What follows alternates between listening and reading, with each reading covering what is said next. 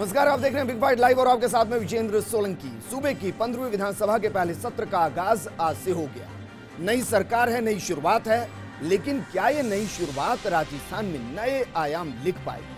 क्या विधानसभा का ये सत्र हंगामे का नहीं, संवेदनशीलता का गवाह बन पाएगा? क्या विपक्ष चिल्लाने की जगह मुद्दों पर संजीदगी दिखा पाएगा और सत्ता जो पक्ष है वो विपक्षी आवाज को दबाने की जगह उस पर गौर कर परिणाम तक पहुंच पाएगा? ये सत्र राजस्थान की 7 करोड़ से ज्यादा आबादी की हजारों उम्मीदों से जुड़ा। बेहतर उम्मीदें कल की रहें, बेहतर शासन हो, बेहतर प्रशासन हो। उम्मीद विपक्ष की महती भूमिका निभाती नजर आए, जहां विधानसभा की मर्यादाओं में रहकर बहस में भागीदारी होगी और हंगामे के बीच सदन स्थगित नहीं बल्कि सब कुछ व्यवस्थित होगा। तो क्या ऐसा सकारात्मक माहौल बन पाएगा जिसके बाद याद किया जाएगा कि ये है उम्मीदों का सत्र?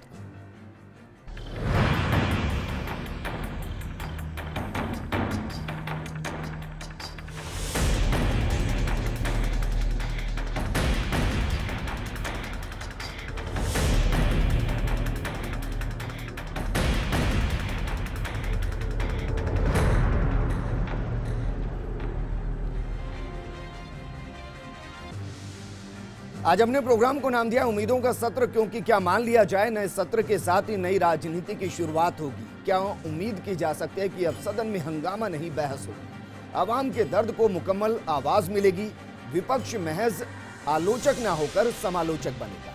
और सबसे बड़ा सवाल, क्या जनता की उम्मीदों पर खरा उतर पाएगा? उम्मीदों का सत्र बिग फाइट लाइव में बहस आज इसी मुद्दे पर होगी और बहस करने के लिए हमारे साथ स्टूडियो में मौजूद हैं तमाम मेहमान।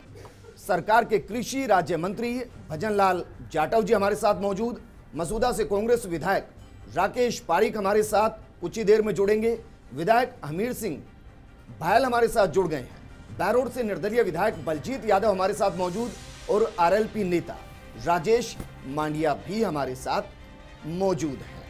शुरुआत सरकार में कृषि राज्य मंत्री भजनलाल जाटव जी आपके साथ। सर, माना जाए उम्मीदों का सत्र इसको कहा जाए, जनता की उम्मीदों पर कांग्रेस खरा उतरी, सरकार बना पाई, पहला सत्र उम्मीदों का सत्र।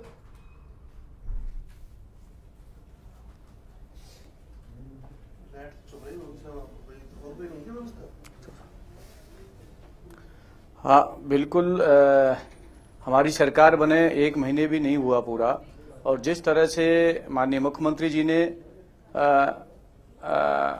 जिस तरीका से किसानों के प्रति, नौजवानों के प्रति और जो हमारी माताओं, महिला, जो वृद्ध महिला है उनके प्रति जो सकारात्मक रखा अपनाया है, निश्चित तौर पर एक साफ सुथरी सरकार, एक नौजवानों की सरकार और किसानों के प्रति पूरा सकारात्मक रुख रखने वाली सरकार बनी है। और निश्चित तौर पर आने वाले जो फैसले होंगे विधानसभा में और आम लोगों को राहत पहुंचाने का काम हमारी सरकार करेगी। जिस तरह से हम लोग पिछले 5 साल से विपक्ष में थे, हम दिन रात भारतीय जनता पार्टी की सरकार से कहते रहे कि किसानों के प्रति हमदर्दी रखो, किसानों के हमारा अन्नदाता है इसकी सुनो, पर भारतीय जनता पार्टी की सरकार ने एक बात हमारी नहीं सुनी। और चाहे हमने सड़कों पर लड़ाई लड़ी, विधानसभा के सदन हम लोगों ने लड़ाई लड़ी, और हमारी प्रदेश में कांग्रेस की सरकार बनी। और निश्चित तौर पर जिस तरह से माननीय मुख्यमंत्री जी ने एक और हमारे राष्ट्रीय अध्यक्ष राहुल गांधी जी ने जो किसानों के प्रति हमदर्दी दिखाई है और पूरे किसानों का, ठीक है सर, लेकिन आपने ये कहा कि जब बीजेपी सत्ता में थी तो विपक्ष की एक भी नहीं सुनी गई, तो इससे ये माना जाए कि जो अनुभव आपने लिया वो बीजेपी को नहीं मिलेगा। बीजेपी की भरपूर सुनवाई होगी विधानसभा के अंदर भी, और अगर सड़कों पर उतरेगी तो सड़कों पर भी।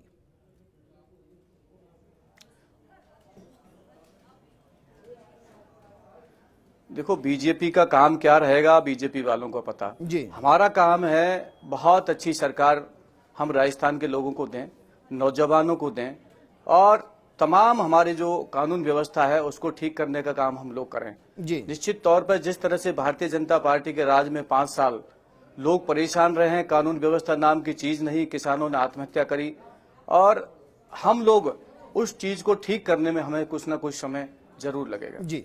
ठीक है, हमारे साथ बीजेपी से विधायक हमीर सिंह भायल जी हैं। हमीर जी, आरोप तो सीधे लग ही रहे हैं, लेकिन मेरा सवाल यह है क्योंकि सत्र छोटा है, लोकसभा में जाना है, बजट वापस आना है, तो माना जाए कि ये जो सत्र होने वाला है बीजेपी की तरफ से आलोचक की भूमिका में होते हुए समायोजक होगा।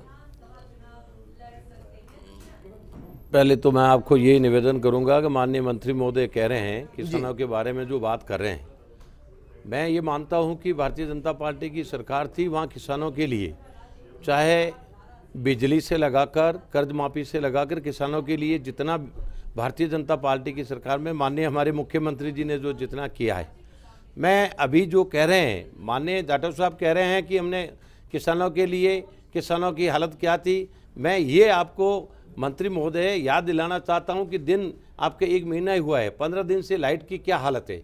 आज के तारीख में किसान चिल्ला रहे हैं, रात को सर्दी पड़ रही है, जो आपने 3 पारी जो 24 घंटा लाइट सिंगल फेस में मिलने वाली थी और 6.5 घंटे से ज़्यादा लाइट मिल रही थी, आज की तारीख में क्या हालत है, क्या पता आपके यहाँ होगी नहीं होगी। मैं मेरे एरिया की और बाड़मेर जिले की बात कर रहा हूँ।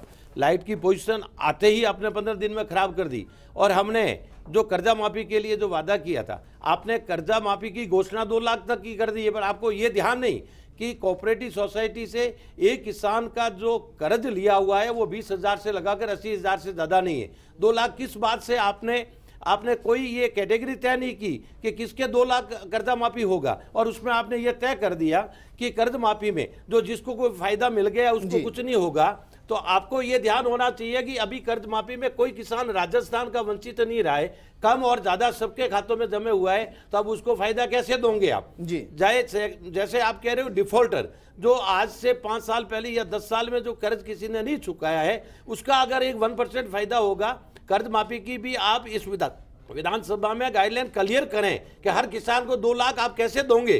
और बिजली के अंदर जहां माननीय मुख्यमंत्री जी और प्रधानमंत्री जी ने घोषणा की थी कि 10,000 तक के कृषि कनेक्शनों के जो बिल उनके माफ किए जाएंगे, वो सारे खातों में जमे हो गया है। आप अभी भी लाइट शुरुआत में भी ये तो तय हो गया, इस बहस से ये तय हो गया कि हंगामा तो विधानसभा में होना है, लेकिन हंगामा इस कदर तो नहीं होगा कि बार बार सघन हो।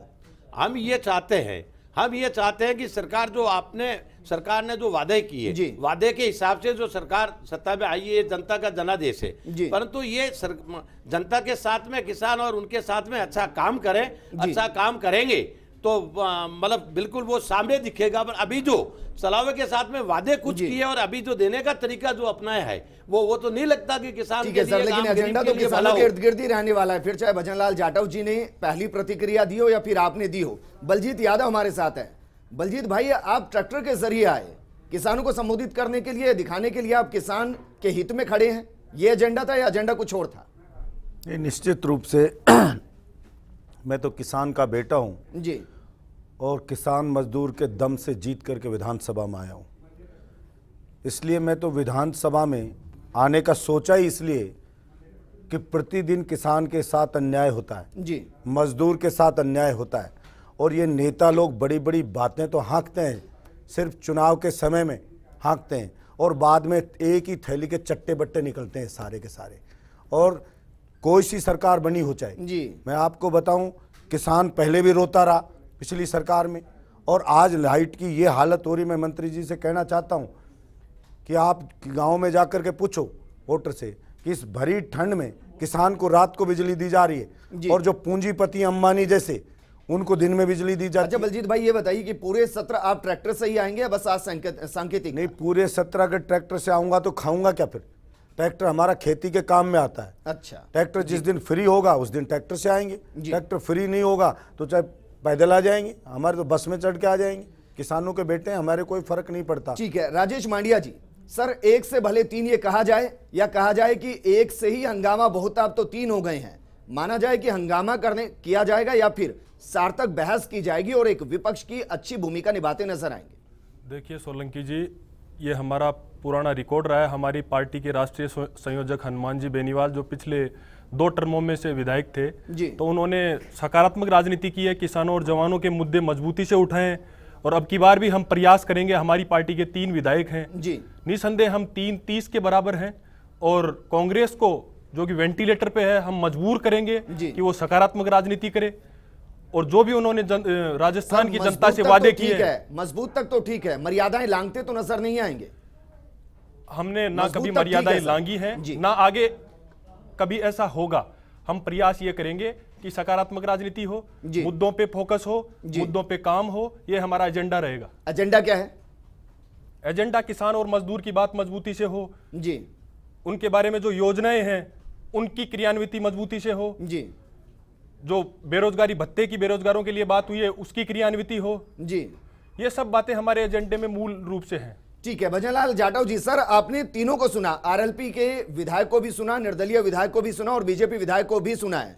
तीनों के एजेंडे में पहली बात तो किसान, जिस तरीके से आपके एजेंडे में भी रही है, और दूसरा तीनों की जो स्टाइल है उससे आप समझ गए होंगे कि विधानसभा में जिम्मेदारी कांग्रेस के कंधों पर रहने वाली है कि सार्थक बहस हो और उसका कोई परिणाम निकल पाए, क्योंकि विपक्ष अपने मुद्दों को लेकर पुरजोर तरीके से पटल पर दिखाई देने वाला है।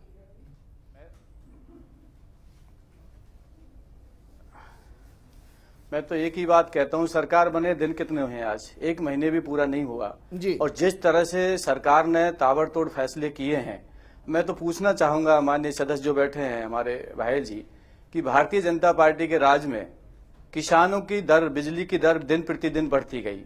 पहले से अब बिजली ठीक करने में समय लगेगा, समय चाहिए हर चीज में। जिस तरह से राजस्थान की सरकार एक पूरा कर्ज में डुबो के राजस्थान को चली गई है, उसको उभारने में समय लगेगा। मैं बात करूंगा केंद्र सरकार की। हमने जो, हमारी सरकार है वो जो कहती है वो करती है। केंद्र सरकार ने क्या किया? और आज किसानों के जो समर्थन मूल्य की बात करें, उसकी बात भारतीय जनता पार्टी के लोग नहीं करेंगे। 2 करोड़ नौजवानों को जो रोजगार देने की बात करी थी, उसकी बात हम लोग नहीं करेंगे। तमाम चीजें हैं, 15 लाख रुपए खाते में आएंगे, उनकी बात हम नहीं करेंगे। सर ये विधानसभा की तैयारी है, लोकसभा की तैयारी, और जो अपना ऋण माफी की बात है, जाटव जी, ये विधानसभा के सत्र की बातें हैं, लोकसभा में उतरने से पहले की बातें। प्रधानमंत्री जी को पहल करनी चाहिए। यदि किसानों के प्रति इतनी हमदर्दी है तो पहल करनी चाहिए कि हम आपके साथ राजस्थान में भागीदारी करना चाहते हैं, परंतु किसानों के प्रति भारतीय जनता पार्टी करना रवैया जैसे पहले रहा है, आज भी रवैया ऐसे ही है।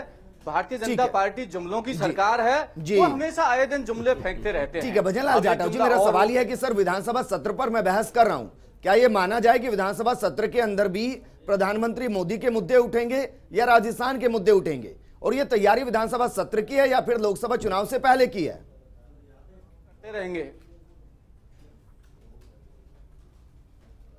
हमारी तैयारी, मैंने कहा ना, हम किसानों को राहत देने का काम करेंगे, नौजवानों को राहत देने का काम करेंगे, और निश्चित तौर पर तैयारी हमारी बिल्कुल लोकसभा चुनाव की है।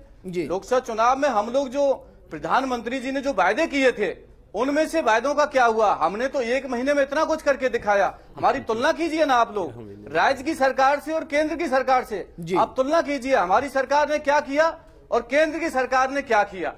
एक नोटबंदी का, जीएसटी का लोगों पे बाहर लाद दिया, पेट्रोल डीजल के दाम आसमान छू गए, उनकी बात नहीं करेंगे। और हमसे 10 दिन का हिसाब मांग रहे हैं कि आप 10 दिन में आपने क्या किया। आपने 5.25 साल में क्या किया?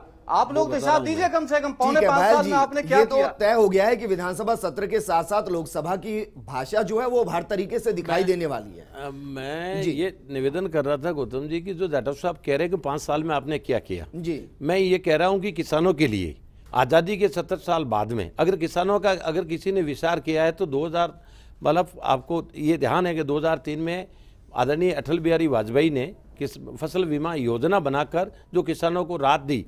आप कह रहे हैं मोदी जी ने क्या किया? हमारे आदरणीय वसुंधरा जी मुख्यमंत्री बनी 2014 में, जब ये अपने मावठे से फसलें खराब हुई, उस समय में 50% से ज़्यादा खराबाई का लाभ किसानों को मिलता था। उसकी 4 कैटेगरी 33, 50, 75 और 100 बनाई और अनुदान के रूप में लगाकर।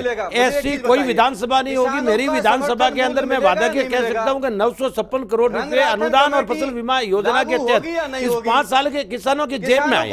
किसानों की जितनी योजना और किसानों के साथ में जितना कार्य जो किसानों के लिए और बिजली में जितनी सुदृढ़ता करके, मैं आप एक जाटव साहब आपको कह रहा हूं कि मेरे बाड़मेर जिले में आजादी के बाद में 2.5 लाख कनेक्शन थे और आज की तारीख में 2016 से लगाकर मैं आपको निवेदन कर रहा हूं 19 तक मोदी जी ने दीनदयाल ज्योति योजना के अंदर 2.5 लाख कनेक्शन अभी होंगे। इससे ज्यादा किसानों को जितनी राहत किसानों को भारतीय जनता पार्टी के समय में मिली है। जाटव साहब, आप राजनीति की प्रतिनिधि में, मैं कोई पार्टी की बुराई नहीं कर रहा हूँ, पर किसानों के जेब में जो अनुदान से लगाकर फसल बीमा योजना का जो गया है वो भारतीय जनता पार्टी के शासन में आज दिन तक आजादी के बाद में मेरा जो एजेंडा प्रोग्राम का आज है वो उम्मीदों का सत्र है। सर आप ये बताइए कि विपक्ष से क्या कुछ उम्मीदें की जाए, कौन कौन से एजेंडे सेट किए हैं जो राजस्थान की जनता के लिए होंगे और उम्मीदों पर इस विधानसभा सत्र में खरे उतरने वाले हैं। सर एजेंडे क्या हैं भायल जी? मैं ये निवेदन कर रहा हूं, जैसे सरकार ने वादा किया है, वादे के हिसाब से अगर सरकार जनता के साथ में किसानों से लगाकर अच्छा कार्य करें तो विपक्ष को सहयोग करने में कोई दिक्कत नहीं रहेगी। पर ये अगर आज कह रहे हैं आने के बाद में 15 दिन में लाइट की ये हालत होगी, मेरे पास में विराजे हुए किसान के पुत्र है और मैं भी किसान का पुत्र हूं, आज की तारीख में लाइट की ये हालत होगी, इसी मावटे में ठंड में रात को लाइट जो कि रेगुलर लाइट चल रही थी सिंगल फेज से लगाकर वो लाइट की हालत ये कर दी है। सर ठीक है, लेकिन एक विपक्ष ने कॉन्क्रीट रणनीति बनाई होगी कि इन मुद्दों पर विधानसभा सत्र के अंदर बात की जाएगी या मुद्दों को उठाया जाएगा। सर पॉइंटर के साथ गिना दीजिए, जनता को पता चले विपक्ष की तैयारी क्या और किन मुद्दों को उठाने वाली है। हमारा जो मुद्दा ये रहेगा, सबसे पहले किसानों को लाइट सही समय में मिले, पहला मुद्दा हो गया। पहला मुद्दा लाइट का होगा और किसानों की कर्ज माफी का जो इन्होंने एक कर्ज माफी का ढसोगला जो पैदा किया है, इसकी ठीक है, दूसरा कर्ज माफी का मुद्दा होगा सारी सही करके किस हिसाब से 2 लाख का कर्जा माफ करेंगे किसान का। ठीक है सर, तीसरा मुद्दा क्या होगा? ये 2 मुद्दे तो मैन है। और उसके बाद में बेरोजगार है उनको रोजगार देना, जैसे श्रमिक योजना के अंदर 5 साल में आपने नहीं दिए, 15 साल में उनसे पूछा जाएगा कि किस तरीके से रोजगार देंगे। बलजीत यादव जी, सर निर्दलीय की भूमिका में आपने कहा कि दोनों एक जैसे ही दिखाई देते हैं, लेकिन आप जरा बताइए, आप अपने विधानसभा के इलाके को लेकर वो कौन कौन से मुद्दे की जनता आपकी तरफ उम्मीदों से भरा देखे और कहे कि उम्मीदों से भरा सत्र है बलजीत यादव की तरफ से? मेरे बहरोड़ के साथ तो इतना सोतेला व्यवहार हो रहा है जी। पहले वाली सरकार रही तो हम सड़कों पे खूब लड़ते रहे। सर मुद्दे बताइए ना, कौन मैं कौन मुद्दा बता रहा हूँ। एक तो जवान बेरोजगार है जी, हमारे वहाँ पे किसानों की जमीनों को पूंजीपतियों ने ले लिया, बड़ी बड़ी इंडस्ट्री लगा दी, ठीक है, मल्टीनेशनल कंपनी आ गई, लेकिन रोजगार लोकल एक बच्चे को नहीं दिया गया। पिछली सरकार आपको नहीं आश्वासन दे रहे हैं भजन लाल जाटव जी कि अब नहीं होगा। अब नहीं होगा तो अच्छी बात है, माला पहनाएंगे भजन लाल जी को हम तो, अब नहीं होने देंगे आपके साथ। लेकिन मैं बता रहा हूँ पहले हुआ जो बता रहा हूँ। और किसान सर मैं आपको कह रहा हूँ, मेरे बहरोड विधानसभा में जितने बिजली विभाग के अधिकारी लगे हुए, आप तो उनकी मंत्री जी संपत्ति का जांच करा दो, सारे अरबपति निकलेंगे। वो सारा खून चूसा है उन्होंने किसानों का भ्रष्टाचार कर कर। ठीक है, और बिजली राजेश मांडिया मैं मंत्री जी से कहूंगा कि बिजली इतना जरूर करो आप, अगर वास्तव में मंत्री जी आप इतना जरूर करो, मंत्री जी आप इतना जरूर करो, किसान परेशान है इस ठंड में, उसको रात को बिजली मत दो, बिजली उसको 2-6 घंटे देनी हो, दिन में दो, आपकी बहुत बड़ी बदनामी हो रही है। लेकिन राजेश मांडिया जी, सर आरएलपी ने कुछ तो टारगेट सेट किया होगा, 3 जगह विधायक जीत कर आए हैं, किन किन मुद्दों को छूने वाले हैं? देखो सोलंकी जी, हमारी आरएलपी के सारे टारगेट सेट हैं और माननीय मंत्री महोदय जी यहाँ बैठे हैं, इनको मैं आगाह करना चाहता हूँ, अब की बार जो बड़ी संख्या में निर्दलीय विधायक निर्वाचित होकर विधानसभा में आए हैं जी, उन सब से हमारी पार्टी के राष्ट्रीय संयोजक हनुमान जी बेनीवाल ने सबसे बात करी है और इनको हम मजबूर करेंगे कि सकारात्मक तरीके से इन मुद्दों पे ये काम करें। सर मुद्दे बताइए, क्योंकि मुद्दे बेरोजगारी का मुद्दा है, क्या उम्मीदें करें? मैं राजस्थान विश्वविद्यालय की छात्र राजनीति से आता हूं, पिछले 10 दिन से जो आरएस की एग्जाम के जो एस्पिरेंट्स हैं वो धरने पे बैठे हैं, सरकार को नहीं दिख रहे। वो इससे पहले 20 दिन तक राजस्थान विश्वविद्यालय गेट पे जो फर्स्ट ग्रेड टीचर की जो एस्पिरेंट्स थे वो 20 दिन कड़ाके की ठंड में वहां बैठ रही है, तब जाके वो सरकार को दिखे। हमारे माननीय हनुमान जी कल उनसे मिलके आए, तो ये सब जो मुद्दे हैं, तो आदरणीय भाई साहब बैठे हैं, आरएलपी के एजेंडे में युवा है, विद्यार्थी हैं, छात्र हैं, ये माना आरएलपी के एजेंडे में युवा, विद्यार्थी और किसान वर्ग हैं जी।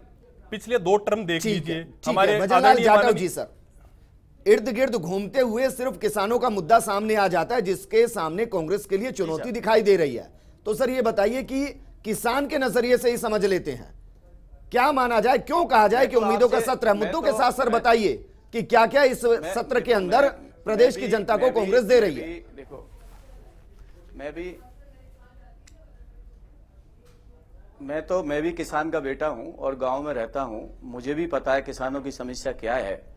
मेरे से ज्यादा बेहतर शायद है, कम मैं जितना जान सकता हूं किसानों के बारे में मैं बता दूं जी। मैं तो सिर्फ एक चीज पूछना चाहता हूं, हमारे मात्र 1 महीना भी नहीं हुआ जो हमने काम किए हैं, वृद्ध पेंशन बढ़ा के 500 से 750, 750 से 1000, और बिजली के दर 5 साल तक नहीं बढ़ेगी। इतना बड़ा मतलब इतनी बड़ी बात कहना, आदरणीय हमारे राष्ट्रीय अध्यक्ष राहुल गांधी जी के सामने हमारे मुख्यमंत्री जी ने कहा है 5 साल तक हम बिजली के बिल नहीं बढ़ाएंगे। ये किसानों को राहत देने का कार्य तो हुआ है, इससे बेहतरीन कार्य क्या है? किसान को बिजली दिन में दो, मंत्री जी बहुत बड़ी बदनामी हो रही है आपकी सरकार की। ठंड पड़ रही है, आने के बाद में मेरे पास वक्त की थोड़ी कमी है। भजनलाल जाटव जी, बिल्कुल उसको ज्यादा नहीं करो तो एक महीने दिन में बिजली दे दो किसान को। सत्र में कांग्रेस की एक महीने दे दो, कुछ निकलने वाला है सर। मुद्दों के साथ बता देंगे, बिंदुवार तो अच्छा रहेगा सर।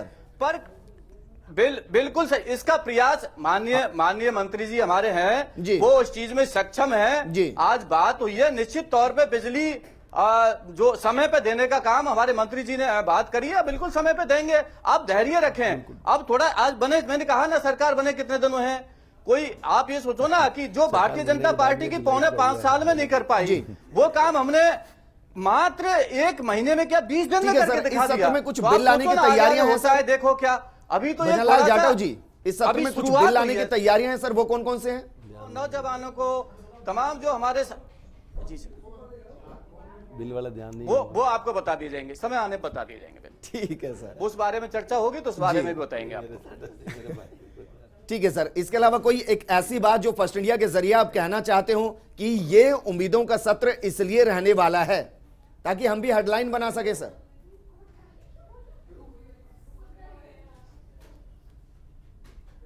मैं तो देखो, मैंने कहा ना किसानों में के बीच में रहने वाला हूं जी, तो मैंने तो किसानों से बात करी है, बिजली के बारे में, क्रेडिट माफी के बारे में। मैं तो भायल जी से एक चीज पूछूंगा, बस एक चीज का जवाब दे दें। जी। ये कह रहे हैं हमने सहकारी बैंकों का 50,000 तक का कर्जा माफ किया, मान लिया कर्जा माफ किया जी, उसमें से 8,000 करोड़ रुपए में से मात्र 2,000 करोड़ माफ हुआ है। 6,000 करोड़ तो जनता के सामने बहुत बार आ चुके हैं सर, लेकिन अब मुझे प्रोग्राम को क्लोज करना है सर। यहाँ पर भायल जी एक कमेंट मैं आपसे चाहूंगा, माना जाए कि विपक्ष मजबूती के साथ, संवेदनशीलता के साथ बहस करेगा, हंगामा नहीं होगा, ये जिम्मेदारी देंगे सर जनता को? इतनी उम्मीद तो दी जा सकती है। हम पूरी जुम्मेवारी के साथ में संवेदनशील होकर अच्छी तरह से बहस करेंगे, और हम ये चाहते हैं कि इन्होंने जो वादा करके आए हैं, सरकार जो वादा करके आए, मैं ये कह रहा हूं जाटव साहब, मैं मतलब कोई आपकी सरकार की बुराई नहीं कर रहा हूं, मैं भी ये किसान हूं। हालत ये हो गई है इस 15 दिन में लाइट वाली, तो मेरे पास में विराजे भाई साहब भी कह रहे हैं लाइट की आपने बारी बदल कर पहले सही ढंग से 24 घंटा चल रही थी, अब आप लाइट वाला सुधार कर दें थोड़ा। के सत्र में क्या कुछ